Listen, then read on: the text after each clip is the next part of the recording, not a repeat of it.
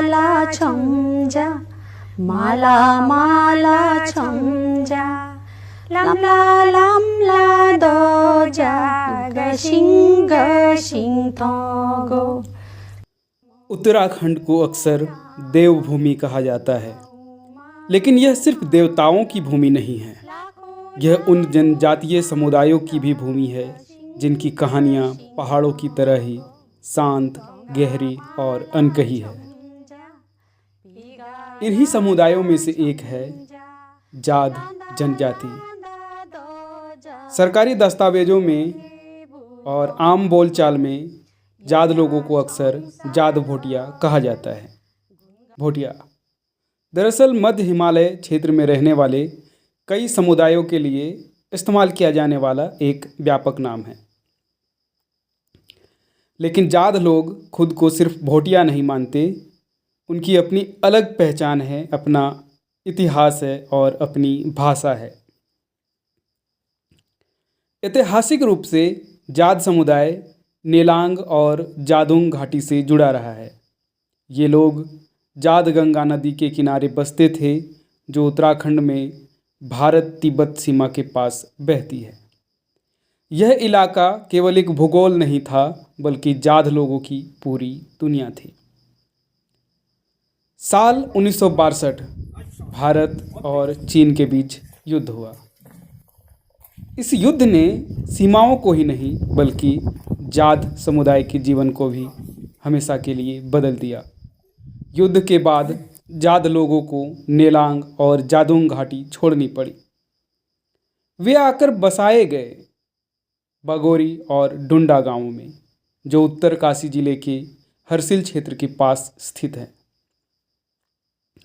लेकिन उनका जीवन यहीं स्थिर नहीं हो गया। आज भी जाद समुदाय मौसमी पलायन करता है। मई से सितंबर तक वे बागोरी गांव में रहते हैं। सितंबर से अप्रैल तक वे डुंडा चले जाते हैं, जो उत्तरकाशी शहर के पास है। कुछ परिवार सर्दियों में चोर पानी, जो कि ऋषिकेश के पास है, भी चले जाते हैं ताकि उनके भेड़ बकरियों को बर्फ़ से बचाया जा सके और चारे की व्यवस्था हो सके। वहीं वे स्थानीय लोगों के साथ अपने ऊनी उत्पादों के साथ व्यापार भी करते हैं। सर्दियों में बागोरी गांव लगभग खाली हो जाता है। सिर्फ कुछ लोग घर और संपत्ति की रखवाली के लिए वहां रह जाते हैं। भारत की जनगणना में जाद समुदाय को अलग से नहीं गिना जाता। कारण यह है कि इनकी कुल आबादी 10,000 से कम है। इथनोलॉग में ब्रिटेन के अनुसार 1977 में जादों की आबादी सिर्फ 300 थी। लेकिन स्थानीय जानकारी एक अलग तस्वीर दिखाती है। बागोरी गांव के सरपंच यानी कि प्रधान भवान सिंह के अनुसार आज बागोरी गांव में लगभग 1000 मतदाता हैं और पूरे जाद समुदाय की कुल आबादी लगभग 2000 लोग, करीब 350 परिवारों में फैली हुई है। यह संख्या भारत जैसे विशाल देश में लगभग अदृश्य है। जाद लोगों की भाषा को जाद जार कहा जाता है। यह भाषा तिब्बती बर्मी भाषा परिवार से संबंधित है। इस भाषा के कई अन्य नाम भी प्रचलित है, जैसे जार, जाद, रोंगपा, रोंगमा, रोंगबा या भोटिया, यानी एक भाषा कई नाम।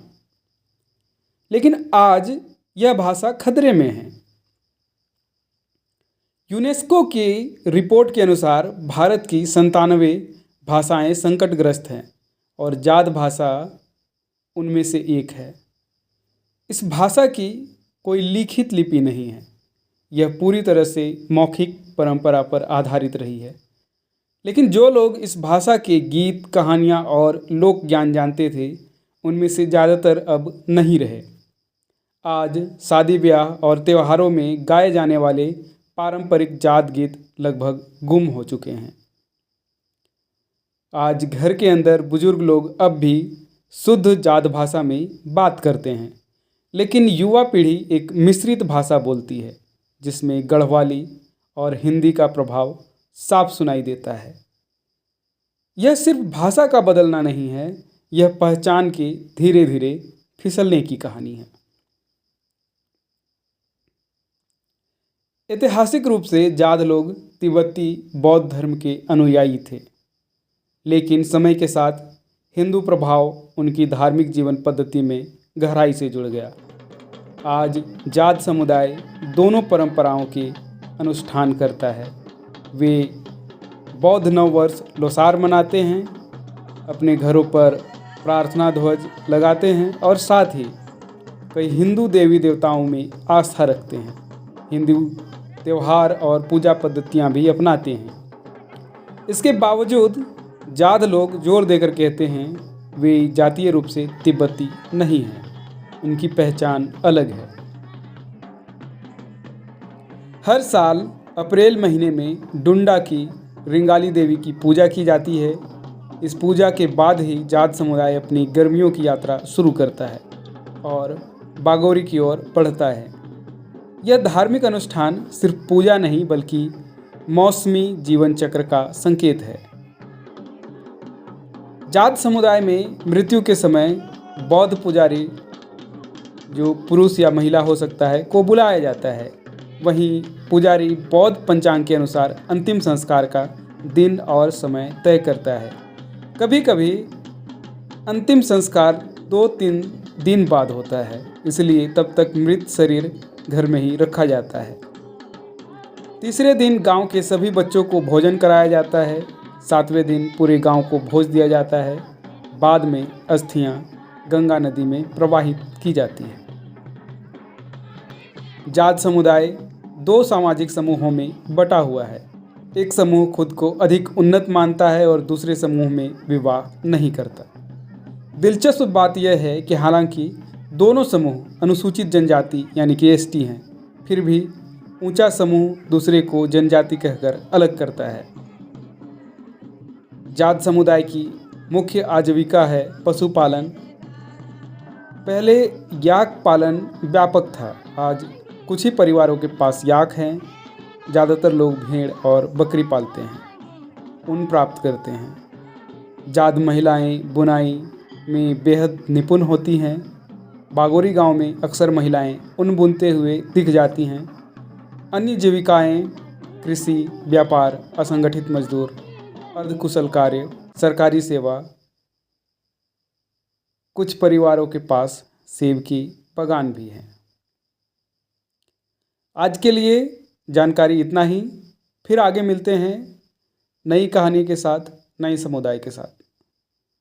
आपको फर्स्ट पीपल इंडिया देखने के लिए धन्यवाद। जोहार।